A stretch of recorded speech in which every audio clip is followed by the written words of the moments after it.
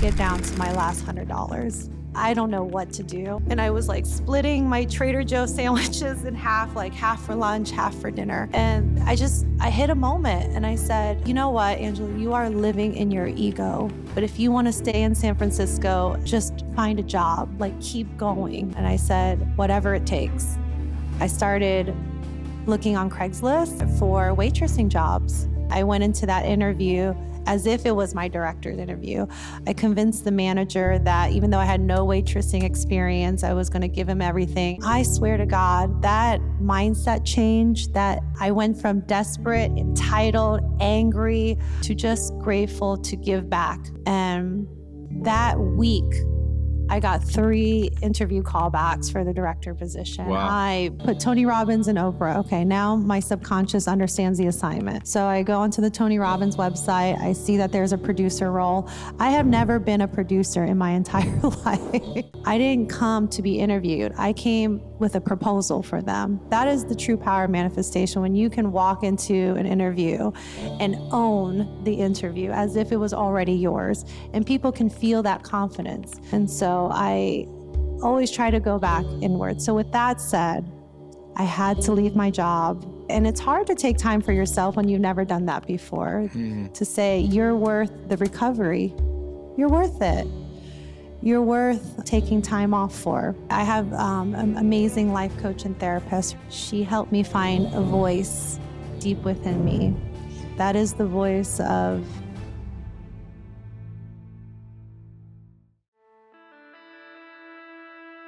Welcome to the Human Recovery Lab, where science-backed ideas meet real human stories about how life's hardest moments can become our healthiest comebacks.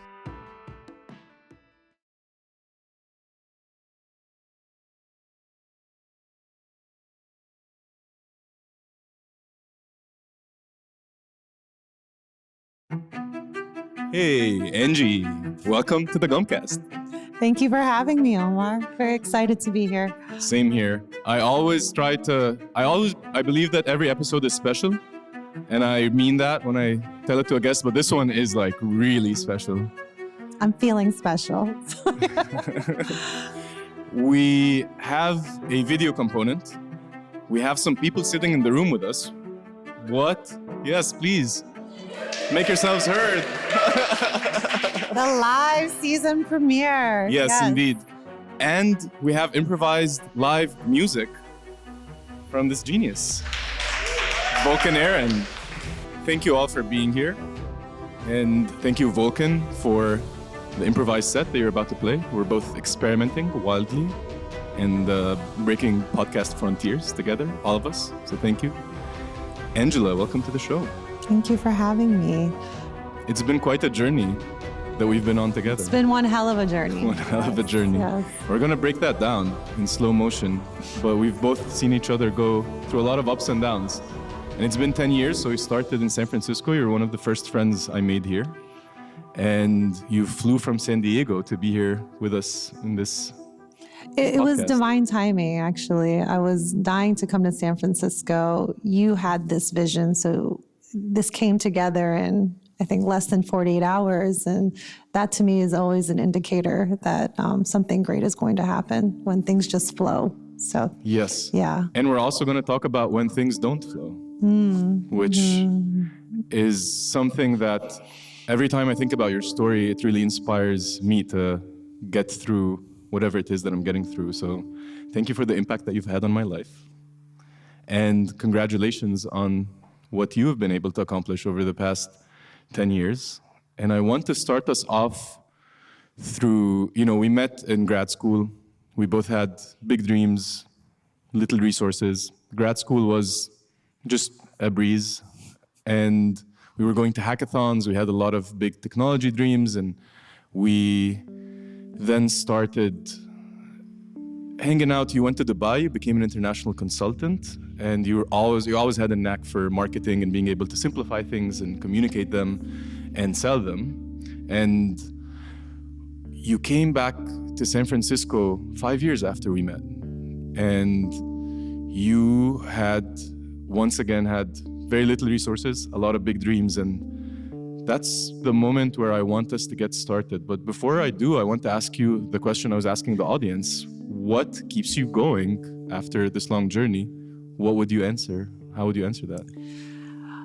You know, what's so interesting is prior, we asked the audience this, and everyone comes from such a different framework and has such a different perspective. And it was so beautiful to hear such diverse answers, right?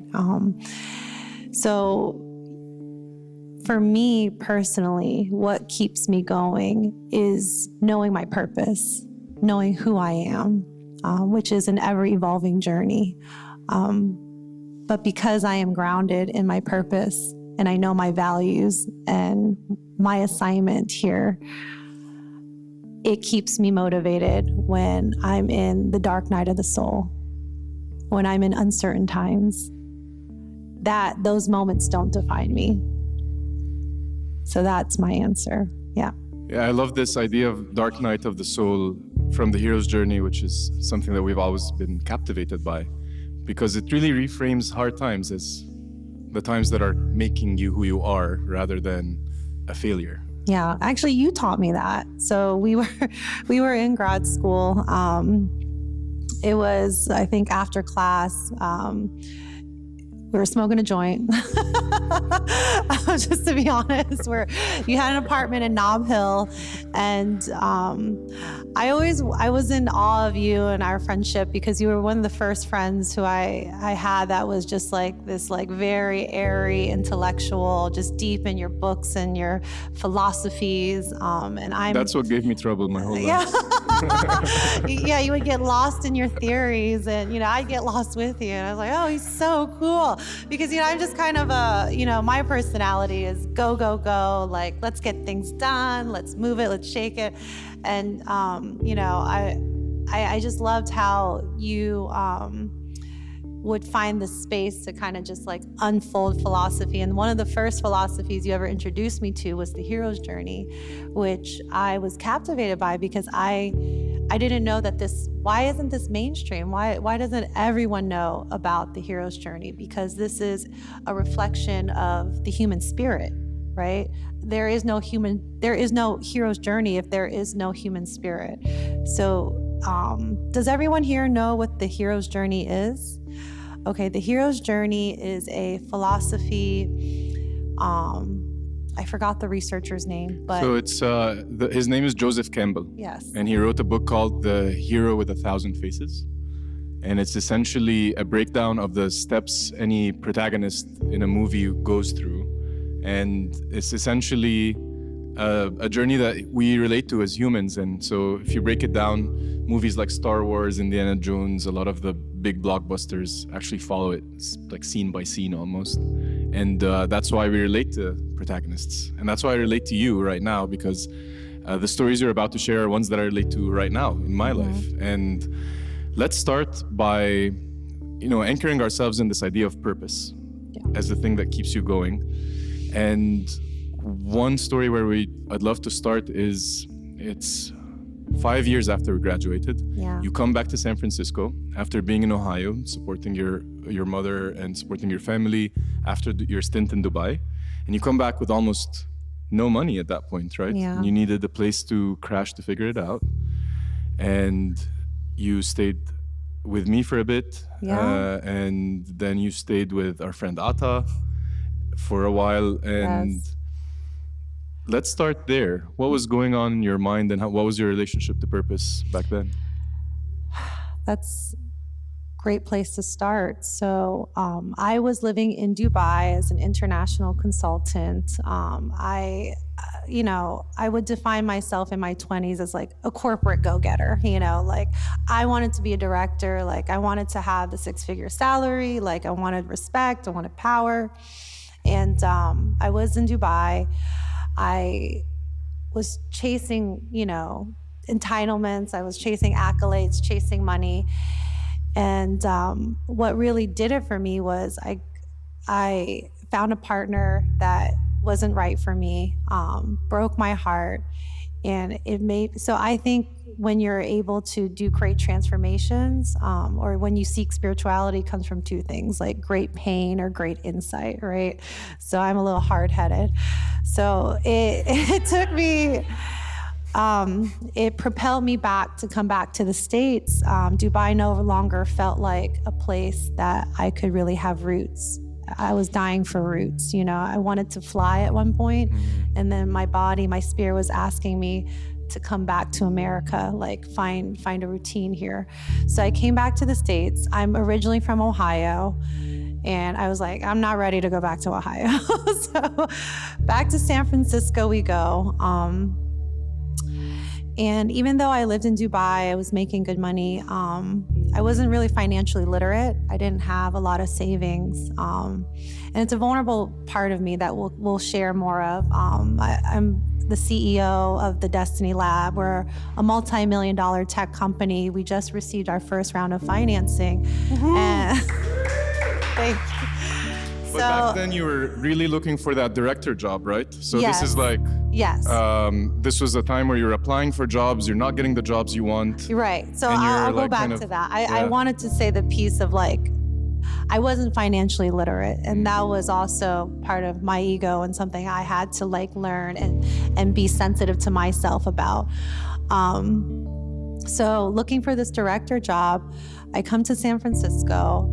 You lend me your couch for 3 months, and I'm just looking for a job, like any job, but I'm still a little pretentious. I have an MBA, I need to be a director, I need to have 6 figures, I need to have like the office with the view. And I just wasn't getting any callbacks. And I was kind of lollygagging around, feeling a little entitled to things. And after 3 months, Omar, he kind of looked at me. Omar will never get upset, right? But he'll just like, he'll inquire like, well, what are your next steps? Like, do you plan to be here forever? So Let's talk about your strategy. Yeah. Like, there is no strategy. So I want this job. I'm writing in my journal, I'm doing all the things, but I'm feeling very desperate. Like, I'm feeling in a very desperate place. I didn't have a lot of savings, not a lot at all. So, I can tell I'm overstaying my welcome on your couch. So I have another mentor, or I had a mentor, Atta. Him and his wife let me stay in their spare bedroom for 2 months on Treasure Island. And I'm applying, I'm not getting any callbacks, and I'm out of money. I'm like completely out of money. I came to San Francisco with like $5,000, and I was like, that's plenty. And I'm like, I'm not paying rent. Like, I'm gonna go out to eat. It covers you for about 3 days or a weekend. Yeah, exactly. Like, I'm gonna find a job in 30 days. Like, I'll replenish my bank account in no time. And I was down to my last like $1,000 when I left Omar's. Now I'm living with Atta and his wife, and I have $1,000 left. I'm too proud to let them know what's happening with my financial situation, even though they lend me their bedroom, because I'm still a strong, independent, smart woman, and I'm going to make it work. That was the persona I was like holding on to. Even I remember Atta's wife, Alice, they're so sweet. This beautiful, 70-year-old couple, they just took me in with open arms. She's like, honey, you should go on vacation. You look stressed. And little do they know, I'm like counting bus fare, So at that time, I was even eating, I was going to like a local collective to collect free vegetables, and just like really making that dollar stretch. I get down to, and I'm still applying, and every day I'm chipping away at my savings. I get down to my last $100. I don't know what to do. I was like, I think I'll have to go back to Ohio. I might have to even ask my parents for money. And that was never an option for me. I grew up with very hardworking, poor immigrant parents. I was always kind of the breadwinner, so I never asked for money. And that time I asked my stepdad, he's a chef, I'm getting emotional. I asked him for $100 more so I could stay in the city. And I was like splitting my Trader Joe's sandwiches in half, like half for lunch, half for dinner. And I hit a moment and I said, you know what, Angela, you are living in your ego and you won't settle because you want to get this director job. And I understand you feel entitled to it.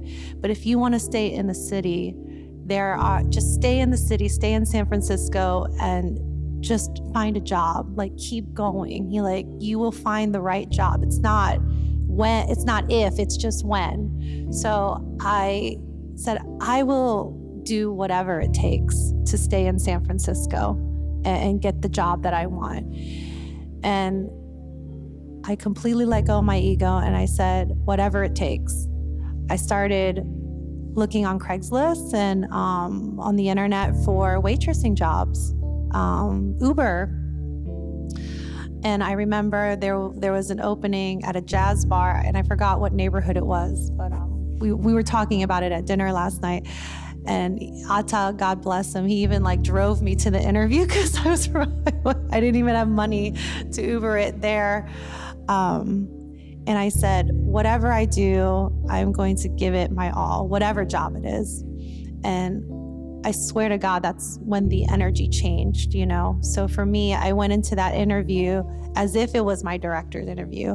I convinced the manager that even though I had no waitressing experience, I was going to give him everything. And one day I could do the marketing for him. I could do social media. I was very talented.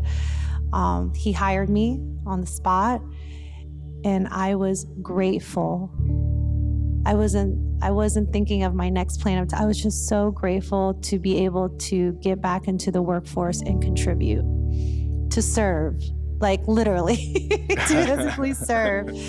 And I swear to God, that mindset change, that vibrational energy, I went from desperate, entitled, angry, to just grateful to give back to the community, grateful to serve, grateful to contribute, just getting back into the workforce, because that's the true essence of working, is how can I give back? Not what I can get, what can I give? And that week, I got 3 interview callbacks for the director position. Wow. I became the marketing director I wanted to be, the salary, everything. I actually had to go back to the restaurant and apologize that I wouldn't be staying long. I actually will not be giving you my all. Yeah. No marketing future. Right. Things have changed. Thanks, guys. It's been real for a week. So what do you make out of that? Before we move on to the next phase of your life, what stayed with you from that phase as a lesson or an understanding? So for me, I believe that validation and the values, the things that keep me fulfilled, are not big and grand. I believe it's the little things that we do. So for me, that experience taught me to always be grateful wherever I'm at. Because whether I am broke and a waitress, or I am a CEO of a tech company, there will always be problems and there will always be challenges. And now, actually back then was much simpler times, just stay in the city, right? Now it's, how do we raise, 10 million Series A? and for me, that was such a humble, and I really believe God gives us small scenarios. Start small here. I don't know, if you guys, when you're doing your fitness or you have a trainer and they're if you can't do the full extension, here's a progression, right? Here's where you can start. It's completely the same, I believe, in your spirit. God will never give you something you can't handle. And at the time, that was the lesson I needed to learn, to be grateful where I'm at. And humility, it sounds like, was a huge tool. Yes, throwing away my ego, completely throwing away my ego and saying, my ego is not serving me in this moment. It's actually holding me back I could have been, starting very small months before, but I didn't think of it that way. I wanted it to be big and flashy, and I wanted what I thought I deserved, not the journey I needed to be on to get there. And that humility opened up not just a director role that you wanted, but very soon a role as one of the producers of the Tony Robbins show. Yeah. Much to my dismay, but we'll get into that after a break. Yeah. So we'll just take a quick couple of minutes of a break, and we'll be back with more on purpose. Yeah. Thank you. That was powerful. Thanks. Hey, I hope you're enjoying this episode so far. Be the first to know about new content, events, and our 3-month program by signing up at thehuman-.com/subscribe. And while you're there, you can take the Human Dash assessment. It's free, science-backed, and it shows you how stress and habits are shaping your health right now.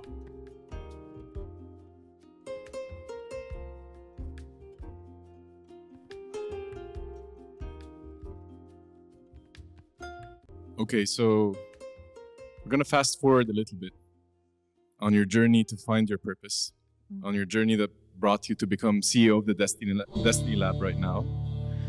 It didn't happen overnight, right? So that lesson of humility was something that you learned early on. You accepted jobs that might have not been aligned with what you think you deserve. That opened up endless possibilities. And that took you also through living in San Francisco, being a marketing director, and then experiencing a really hard breakup here, and ultimately becoming, were you the assistant producer of Tony Robbins? Producer. You were the producer Yes. of Tony Yes. Robbins? Yes. Okay. So that phase of your life got you to, so that was another job that you really wanted to manifest, right? Yes. Yes. So I definitely believe in the power of the law of attraction, the power of manifestation. I was living in San Francisco. I had gotten my amazing marketing director job. I was grateful. The thing is, our vision for ourselves is always changing. It's always changing. I don't believe that there is like one big, master vision. I think life will reveal to you what your assignment is over time, depending on where you are, in your journey. And so I am open to the messaging. So when I got my amazing director role, I went through, I was there for a few years, and I was starting to feel a bit stagnant, and I wasn't given projects that were really fulfilling me. And I started to settle into the slump of, I may be doing this for the money. And when you start to settle in one part of your life, you're going to start to see it reflect in other parts of your life. So I was settling in my fitness. I was settling in my relationship. I was settling with everything. So when I had a breakup, at that time, I was so heartbroken, not because of him, but because a man like him would break up with me. That's the truth. And I said, I have truly come to a place where I was seeking comfort. And when comfort was not provided the way I thought it needed to be, I was upset at myself. And so I got angry. I said, what am I doing, letting life dictate me like this? I went back to vision boarding, and the first question I always ask myself when I'm vision boarding is, what is the most radical life that I could possibly dream of for myself? What is it that, at that moment in time, something I believe is impossible, what would I want? And at that time, I truly wanted to be a life coach and work in the entrepreneur realm. And so I put Oprah or Tony Robbins on my vision board. I said, if I work for them, then I truly am the best, you know?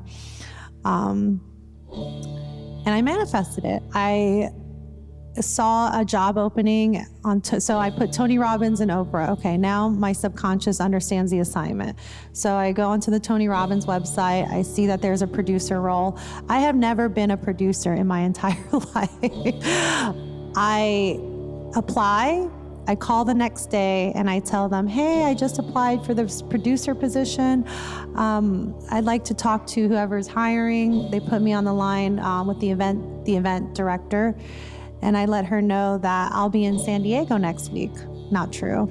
So and she's like, yeah. And I said, would you, maybe we could grab lunch or I could stop by the office. She's like, sure, stop by the office.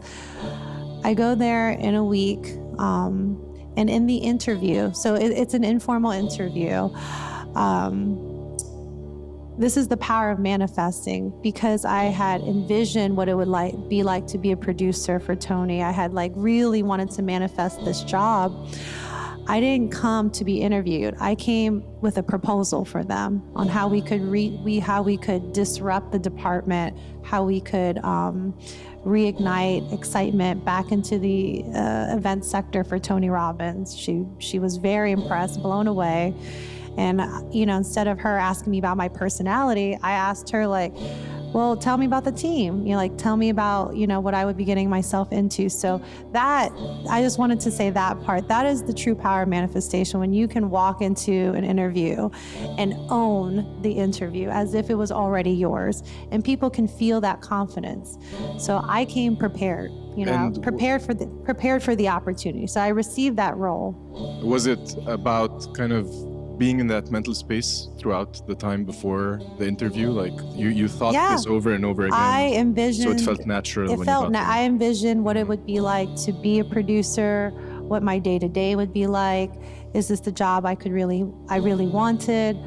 How would I impress my boss at that time, right? How would I impress her?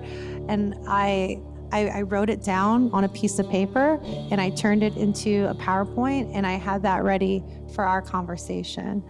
And so I took control of the conversation, got the job, but that's not the message in this part of the podcast. I just wanted to reemphasize the power of having a vision and leaning into it and owning that identity that comes with that vision.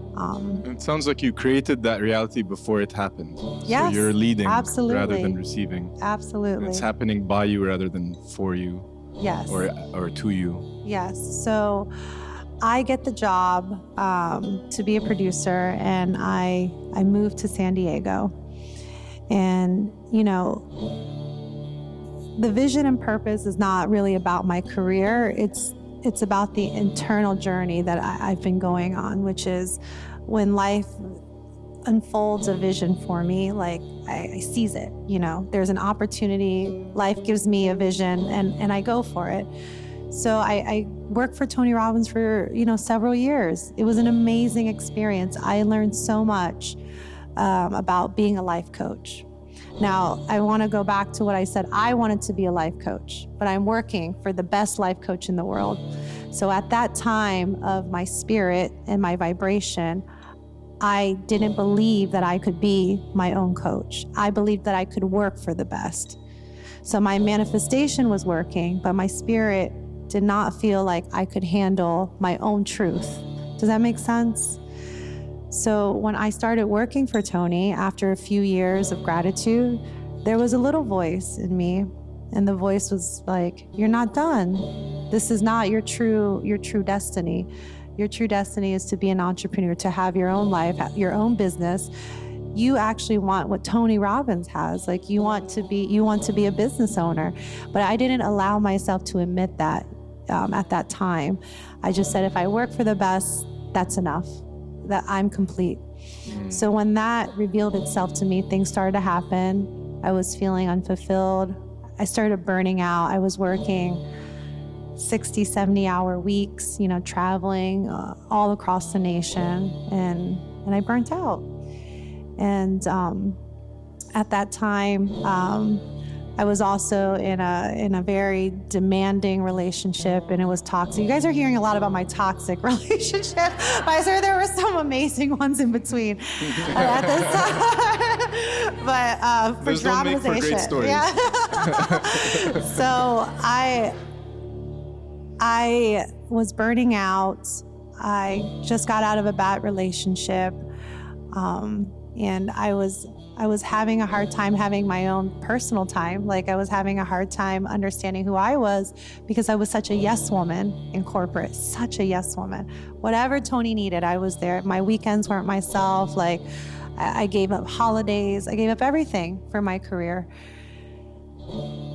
And then that's when my spirit hit the floor and said, you know, we can't sustain this way. We're not going to make it. And I really pride myself on being a workaholic and like pushing through hard times. And what became true to me is, as I keep listening to my intuition now feels more comfortable telling me things like, hey, maybe you would like more work-life balance, and maybe you would like, you know, to create space for real love, right? And not convenient love. And that's what did you do to be able to listen to that, or to hear that voice inside of you? I've done a lot of therapy. I have an amazing life coach and therapist. Her name is Rachel Alexandria. And in our sessions, when I started working with her, she helped me find a voice deep within me. And that voice is so sacred. That voice is only a voice that me and God can hear.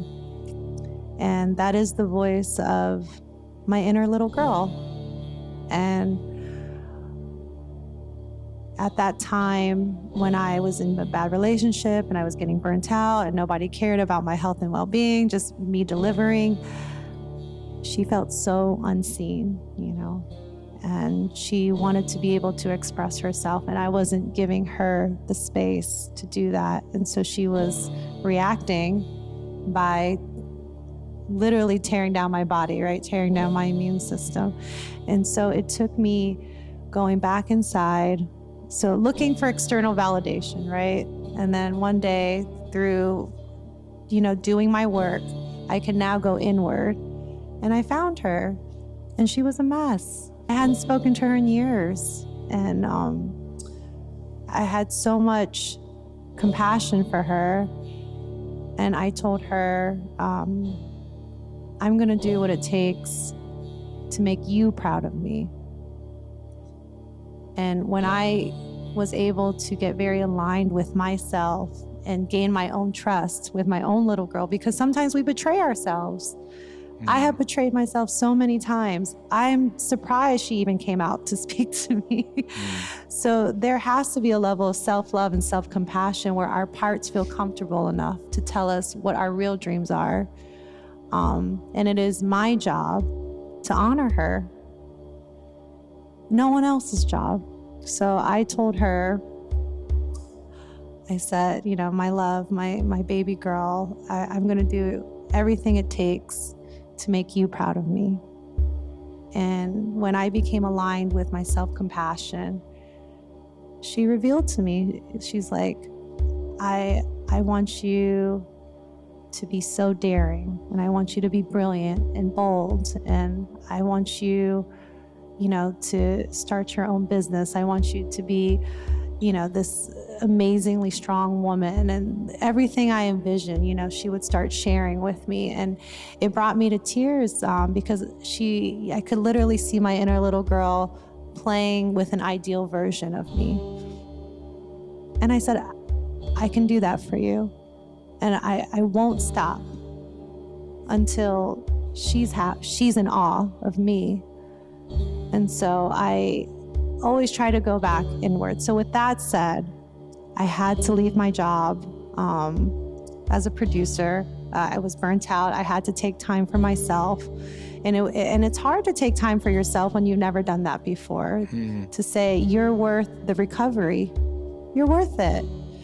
You're worth taking time off for.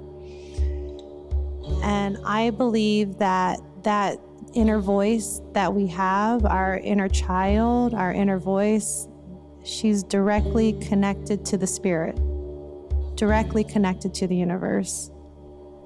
No faster way to talk to the universe than through my little girl. She's pure. And from there, I learned that voice is what guides me, is absolutely what guides me through hard times, through good times. How does she feel about a character in my life? How does she feel about this position? You know, it's really is she interesting proud to of see me? that each level of development brings like new tools Yes. to stay on purpose. Absolutely.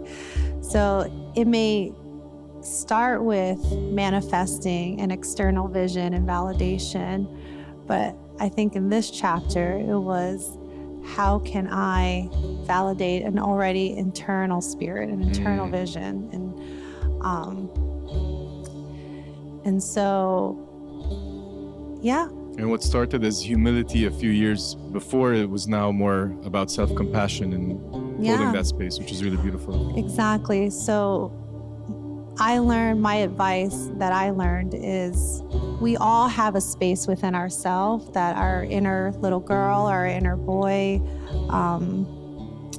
that we have that communicates to us. And it's our job to protect that spirit within us. And that's where our dreams live. And if you don't have the capacity to hold space for yourself, this world is not going to. If you cannot be the protector of your dreams or your visions, what can the universe do for you? You know, what can your family do for you? What can others do for you? It has to start within. It has to start within. So, That's yes. awesome. That's really powerful. Thank you for sharing that. Thank you. So we're going to take the last break of the episode, and then we're going to come back with CEO of the Destiny Lab and the current version of Angie. Hey, I hope you're enjoying this episode so far. A lot of us consume content but find it hard to integrate it back into our daily lives. If you're ready to go beyond listening and actually rebuild your health, join us at The Human Way. It's my step-by-step interactive course to help you recover body and mind after a hard time. Start today and begin your comeback at thehuman-.com/course. I'll see you there. All right, so we've covered a lot of different ways you've maintained purpose and maintained your journey into San Diego now. So you're in San Diego, you just burnt out from being the producer on the Tony Robbins show, which I warned you about, to be fair enough. I warned you about that guy. But sometimes you have to learn the hard way. Just as an introvert. I'm stubborn. Exactly. As an introvert, I find his methods quite jarring. But Too tall. what's wrong with tall people? Don't trust them. Well, I guess I Totally should get leave that. and have Mark come host the show. They're in the sweet spot. So right now you revive yourself from that burnout now with getting into that sacred space, that really beautiful self-compassion work, which is really hard, as we know. It's not something that comes natural, especially in our society where we're striving for more and more of these hits of accomplishment. And self-compassion doesn't look very glamorous at all. And but you didn't just heal from your burnout, you also then found more and more of that vision started opening up for you. Yes. And again, you're developing spiritually also, so you're getting to new levels of awareness of who you are and why you're here. Yeah. So what was that next phase like between reviving yourself from burnout and actually going to build a MarTech company that is now a multi-million-dollar company? Yeah. I would say that, well, first about vision and, this goal keeps changing, or this vision of my life keeps changing. And I truly subscribe to the belief that your vision is ever evolving because you are ever evolving. I am ever evolving. And the more skills, the more experience or expertise or awareness I have of myself, now I can do bigger, better things. And so which once, one goal of being a producer felt like the most impossible dream I could possibly have. Once it's obtained, what's next, right? So I had to fall in love. So this chapter, I had to fall in love with the process. We have to fall in love with the journey of our lives, because in the process is where life prepares us, and life prepares us for the next assignment and the next bigger assignment. Until you know exactly who you are. So at that time, I always found myself very, a passionate woman and, high achieving. And I always wanted power, I wanted power, I wanted respect.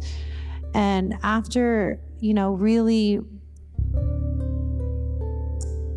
investing in my spiritual development, in my inner little girl, we didn't want power, we wanted empowerment. So in this chapter is where I understood that I wanted to be my own entrepreneur, my own boss, my own life coach. So our values had matured. Yeah. So what was the first inkling of, so you're going back to kind of like the dreams that we had at that point, I think 7 or 8 years ago, going to these hackathons and dreaming of starting companies and stuff like that. How did it come back? Speaking of how life prepares you in such ironic ways, 10 years ago, Omar, my dearest friend, was taking me to hackathons. And, I'm like a marketing girl. I prefer to shop. Like, I don't know a thing about back end development, so I was always perplexed by this, but I was always drawn to you like a big brother, and I always loved being in your company. And you had said something to me, and this is the power of having the right people in your life. We met when I was 24, and no one had given me a compliment the way you did. You told me in class that, Angela, you have a way of communicating that makes people want to listen. You have a way of presenting.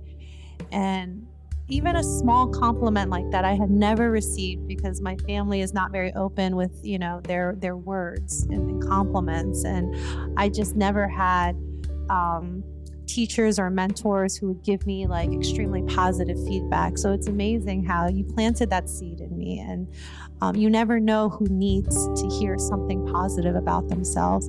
So when you told me that, I had never heard someone be so kind to me, because you can only imagine, 24-year-old Angie who just wants to climb the corporate ladder, the things I had to say to myself, So anyways, you would take me to these hackathons, and, we'd be with all these like nerdy developers, and you're like, Angela, you can pitch this. You're our pitch girl. Like, nobody here knows how to talk to people except you. You're our secret weapon. And it worked. Yeah. I was like, so you want me to put together a PowerPoint, and you want me to take this entire app and, explain it. And you were the mastermind behind this, and actually it gave us a competitive advantage at hackathons. So thank you for bringing teams together and seeing that everyone has different strengths to contribute to the team. Thank you for strengthening that strength over years, and now I have an incredible guest for my podcast. Yes. So thank you. So fast forward, 10 years later, 7 years now back, or when I'm starting my company, I opened up a general consultancy. So I'm doing business coaching, which is my form of like giving back, teaching women how to start businesses. This is the part that empowers me. And I was getting clients who are interested in marketing and some like technology and research. So I started taking these clients, and I was doing small projects here and there, just kind of like a solopreneur consultant. And there came a time where I had to set up my LLC. And because I was kind of doing things like pretty under the table, pretty like, flying solo, doing things on the fly. And I had to set up my business. A license in California will cost you $1,500. Once again, wasn't very financially literate, didn't have a lot of savings. And I said to myself, is my business worth $1,500? Like, that's a lot of money. I've never spent that much money on a passion project or a project for myself. And the importance of having positive and powerful people around you.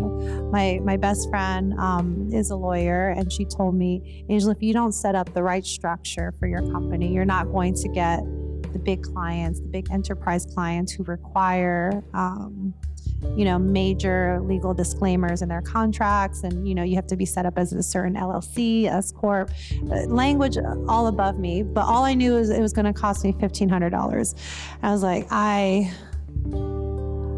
I don't even know if I can do this. Like, why don't I just stay, small contractor? Like, I'm making, I'm paying the rent. I had roommates at the time paying rent. Like, I'm okay. And Gaia, my lawyer at the time, really pushed me, and she said, you really need to think about the vision for your company, for you. And I said, okay, let's do it.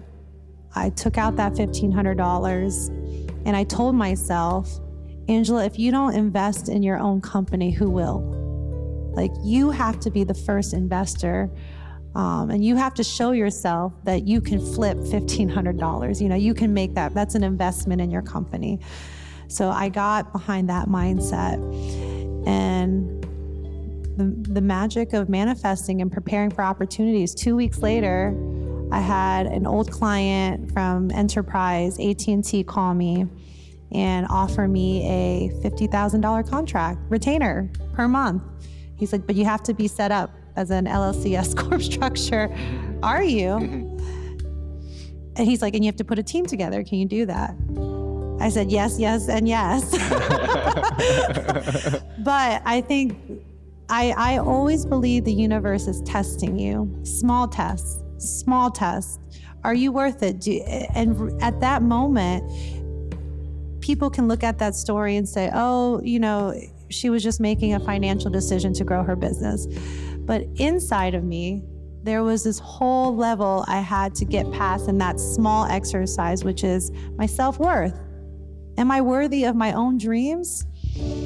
And looking back, now we're dealing with $1 million contracts. I would have easily, if I could go back and shake myself, I'm like, get this done right now.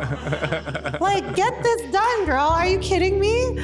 So I learned, and I believe the universe is kind. I believe the universe wants to give us everything we ever dreamed of. But what can you do with the small things? Are you a keeper? Are you a good keeper of what you have right now? And at that time, I needed to pass the $1,500 license test. Is my company What did worth it that? take to get through that fear barrier of, I'm gonna pay a huge chunk of money that I've never paid before, because you don't know what's on the other side. You don't know that I all didn't these know. Yeah, that was the fear. contracts are waiting like, for you, what if yeah. that money is gone? I'll never get it back. And Yeah. I could do so much more with that money, and I could just wing it. I don't need a license. I could just do things really sideways. Yeah.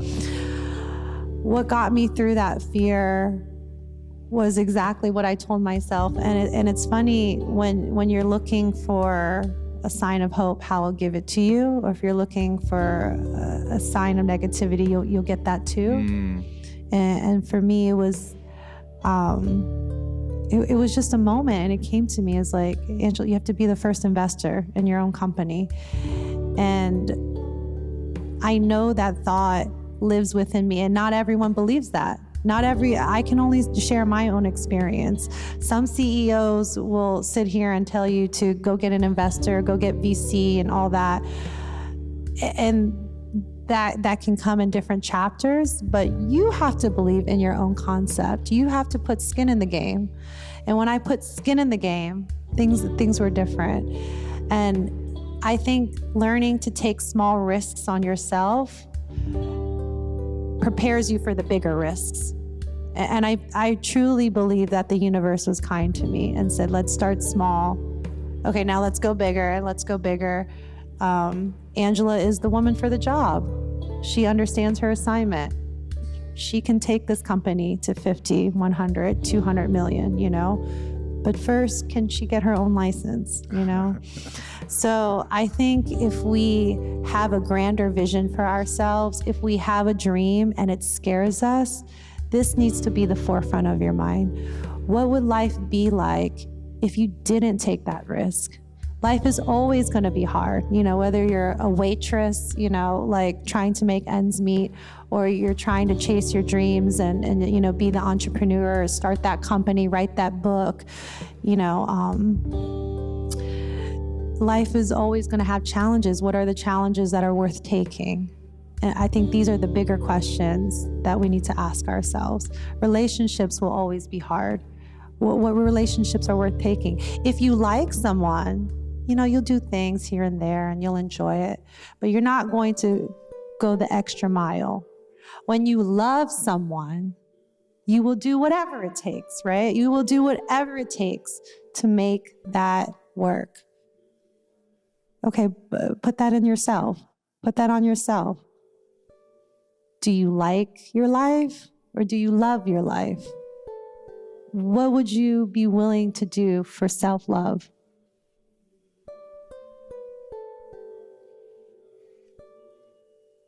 Wow.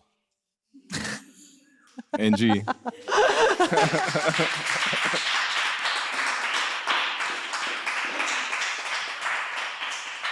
I have learned so much in life and about you this episode, and we're gonna start wrapping it up. But I want to thank you, first of all, for making my job as host super easy. I was just enjoying the show, just like them. And I didn't have to think so much. But thank you also for just your vulnerability in sharing these stories with us, because it's really hard when we look at someone like you. If you are like a poster on social media and we see this Asian woman making it hard, we usually think of the success, and we usually will take the advice that they give us as the way, and we create profits out of people that are successful rather than actually understanding what it took to get them there. And it's never an overnight thing, right? And it's really easy to be, you know, facetious about going from not having any money to being a CEO, but it's all these like small steps and small challenges. So thank you for sharing them with us and enlightening them, and thanks for being who you are. Thank you, Omar. Thank you for giving me a platform, for allowing me to share my vulnerabilities. I really hope, my intention was to give you guys something that you could take with you. The biggest takeaway for me of overcoming fear and chasing your dreams is really to be so ferociously in love with yourself and your vision, and knowing that your vision is worthy, because it's not just for you. It's for you, it's for your spirit, it's for your community, it's for your representation, it's for everything. So, you know, we have to get outside. We have to love ourselves, but we have to get we have to get out of our own way sometimes, because God has something so much bigger for all of us. So that's my message. Thank you so much. Yeah. Thank you. So now for the fun part, which is to hear your reflections. We have a mic here. I'd love for you guys to come up. So what we were talking about today is essentially purpose. And Angie shared with us 3 stories that helped her see purpose in different ways. One was humility, And the second one was finding a sacred space. Yes. And the self-compassion space. And the third was actually being able to break through the fear with action. And it's really interesting to think about these different facets of purpose, but we'd love to hear from you guys, either a reflection or if you have a question. She's here in the flesh. And if we don't have any questions, Vulcan can just blow our minds with more music. So that's a safety net. Hey, Veronica. Hi. Hi. I would like to give a quick mic tutorial if anybody else wants to ask a question. But I also have a question. Have we been doing it right? Yes, you guys are doing great. I'm very proud of you. Thank you. Yay. So the quick mic tutorial is don't talk over here, but talk right here. Just like you're whispering into somebody's ear and telling them a story. So here's my question. No, that's extra. So I wanted to thank you so much for really like speaking from the heart and sharing, especially like the vulnerable times. That's really like touched me and was really powerful, and sounds like really hard, but like something that you needed to go through. And Yes. I'm sure in that moment it was hard to accept, but it sounds like it was like a really pivotal moment in your life. So yeah, thank you for sharing that. Thank you. But my question is, so in these moments as you're going forward, how do you stay connected to that little girl, and like how do you continue to check in and make sure you're on the right path? Because I know throughout life, you know, things are changing all around us all the time, and we change as people as we move through life. So how do you kind of stay grounded in your vision and make sure you're staying on the right path? Oh my gosh, that's a great question. And thank you, Veronica, for listening. Like, thank you for holding space for us today. Quite literally. So how I know I'm staying on the right path is Oprah did an interview, and I really like this quote, which is, "You're never in a position to betray yourself." So I try my best to ensure I'm never in a position to betray myself by meditating and understanding what my triggers are, things that don't feel good. And when things, even when I'm trying to get towards a vision, or I'm even speaking to a certain investor, or a project came up, do I take it? I really believe that there's a part of our gut that knows the answer. So why don't we honor it? Because we try to intellectualize everything. But there's century-old wisdom here. And I think the quickest way to get through that is to give it space. Give your intuition space. Why are we so quick? I used to be like so quick to dismiss, things that didn't feel good. And I mean, I don't want to unpack that, but now when something doesn't feel right, or even when something feels great, I ask myself, why, right? And I give space for my parts to tell me, well, actually, that person was very aggressive. And do you think, and I might mull over that and think, well, they're an amazing investor. I don't care if they're aggressive or not. But my spirit knows, well, maybe that's not going to be a great relationship for you. And that might not be a great relationship to bring into your company culture. And we know that my values is company culture first.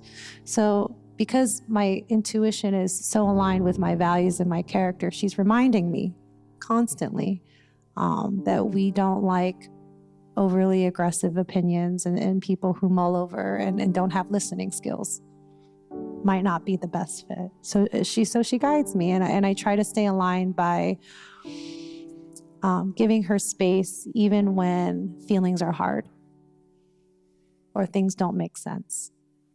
And I think I go back to saying the relationship you have with your little girl, or your inner child, they're going to reveal things to you once you learn to trust yourself. And when you start actioning things based on how you feel, you build a stronger bond with yourself. Like, oh, if something doesn't feel right, Angela will do something about it. She will hold that boundary. She will walk away. And so now my inner girl knows that I have her back, and I will be a good representative of my intuition. Seeing a lot of nodding. A lot of us would love to get there. Why, yes. Let me tell you. No, I'm not. I think it's really interesting. It's a journey. It's a journey. And once you build that trust through that journey, you start using her as a filter. For that investor example is really interesting. Yeah. So I use a lot of visualization. I'm a very visual person. So I almost imagine in my mind a round table. And now she has a voice at a round table where she didn't have before. And now I hold space for her. And yeah, so the great example was the investor. And even in relationships, I never gave her a voice. So I was constantly in maybe like toxic relationships with very bad boundaries. And now she communicates to me things that I was very shy to admit. But she feels so strongly about like, oh, I would like to feel safe. And I would like security, and I would like to be protected. And yes, I'm an independent woman, but I would like to be able to lean on someone. And these are the vulnerabilities that she can communicate so clearly. But I, at certain points in my life, was not able to. Does anyone else have a question? We can take a couple more. No? Or comments? Or maybe like takeaways? Or takeaways. Or jokes.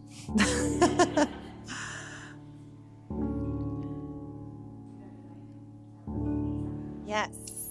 Woohoo! Maricar!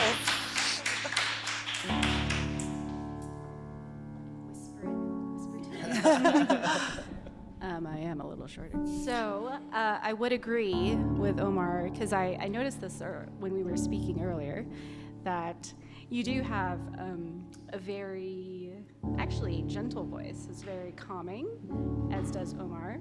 I know. Oh, thank you.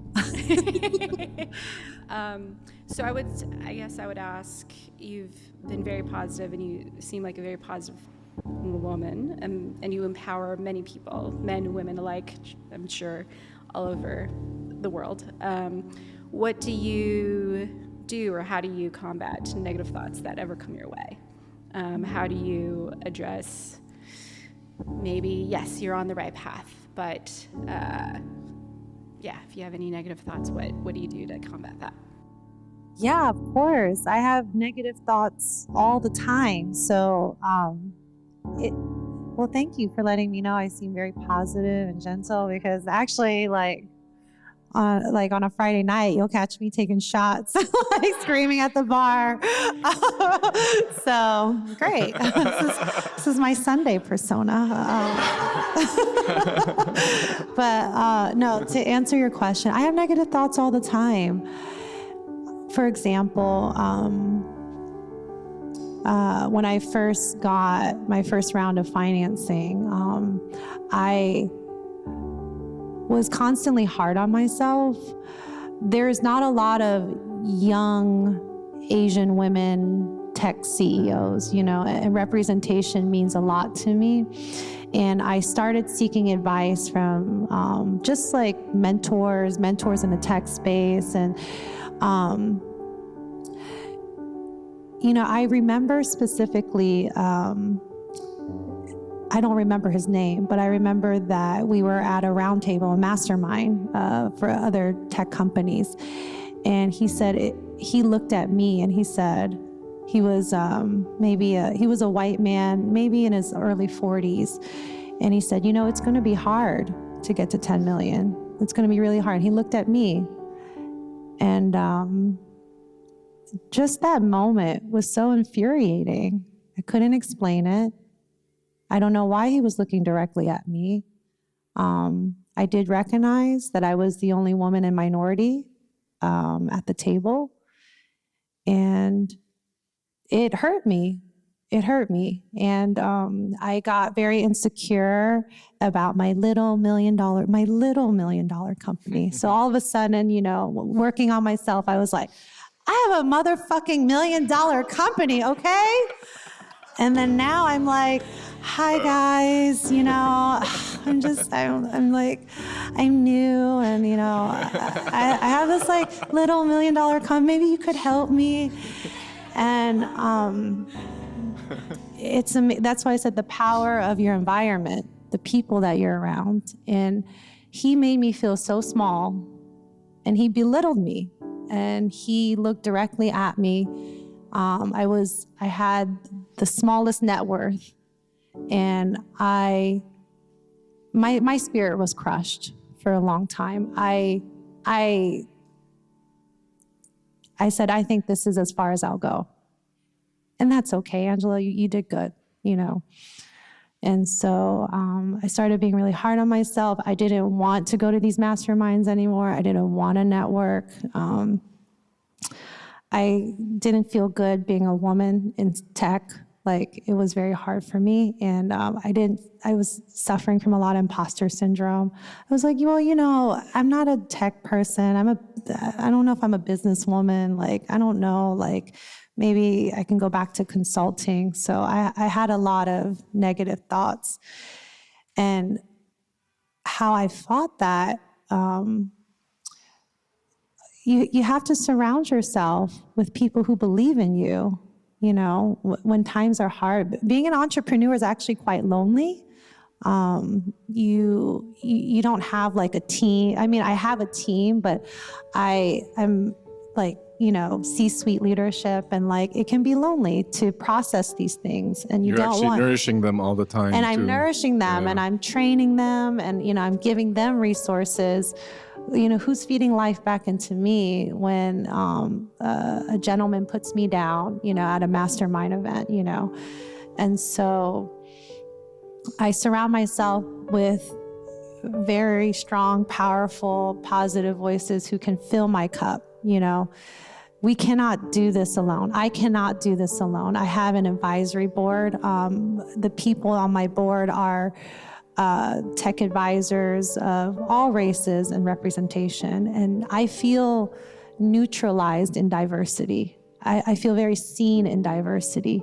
And so I wanted to create a world that reflected that and that could lift me up when I needed someone to talk to. So I would say when I am absolutely at my lowest and I have negative thoughts, there are people I go to, like Omar, who I know will fill my spirit, you know, and I try to give myself some emergency compassion, you know, whatever it takes. Remember, we were talking about gumption and what we do to when we're having a hard time.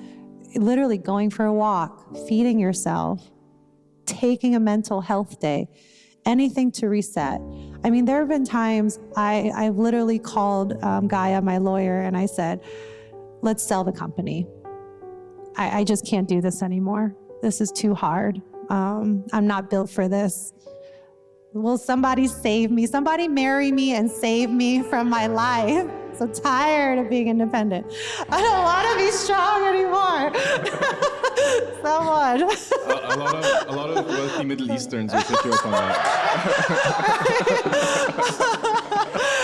So I have a million negative voices, but I think it's who are people that you can call on that will just hold space for you as you vent your atrocities, you know, and who won't judge you. There are days, I guess if I'm being honest, there are days I talk extreme shit about my clients, my team, like everyone. I'm like, everyone can just go to hell today. You know, and I'll call Omar, I'll tell him that. It's quite the scene, yeah. Yeah. He's like, oh yeah, oh really? That sounds tough, tell me about it. So, yeah. What you said reminded me of Gabor Mate, who's a psychiatrist, and he's like probably the world's most trauma-informed physician, and he's really putting a lot of information out there about how to deal with trauma. And I saw him at a conference, and he was saying about how an article came up from the London Times, like after he had done a talk that was attacking him, and he felt so outraged, like he couldn't contain that, and he thought, I think he mentioned that he's now late 70s, and he mentioned that around 40s or 50s, he thought that he just got to the highest level of awareness, like he thought nothing can faze him. But at every level of development, there are new things that will get to you, and he needed a friend to sit with and do for him what he does for millions of people all the time. So it's really important to remember that we always need people. We always need a walk. We always need food. Yeah.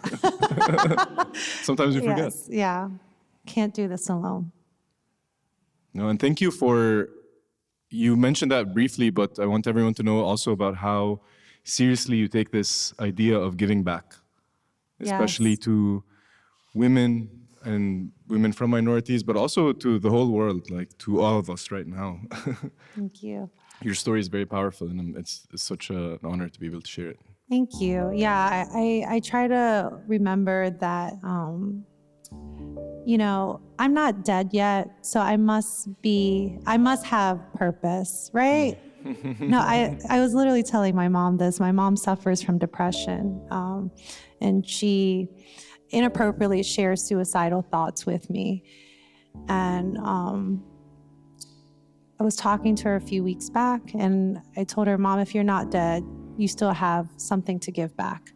And we have to remember that.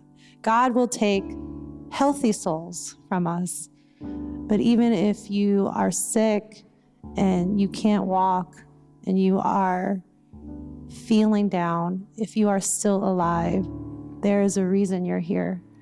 So let's not focus on our own pain. Let's focus on why God put us here. And it's just enough to get her to the next day.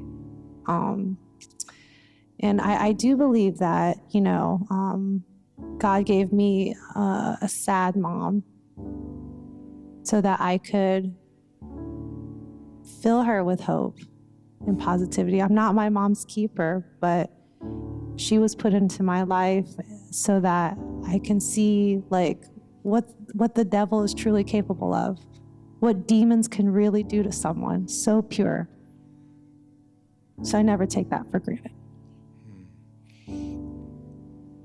Thanks for sharing that.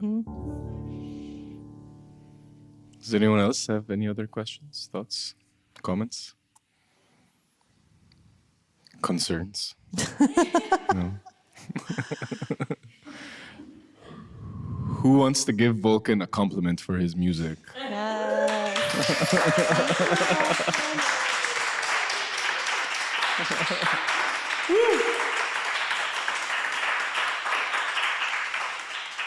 This was such a blast. Thank you, Angie, for... And I realized yesterday that I'm one of the few people that can still call you Angie because that was the old you. Spiritual transformation. Now she's Angela, CEO, Her Highness. Yeah, no.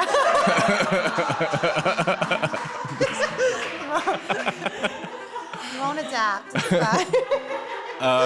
Thank you so much, Vulcan. This was a lot of fun, man. It's always fun to create with you, and I look forward to so much more of these things. So thank you so much. This was quite incredible we were just talking about how they were both impacting each other and affecting each other. And there's a resonance there of the music affecting the story and the story affecting the music. And it's really beautiful to witness both of you do that and be part of it. And thank you all for being here.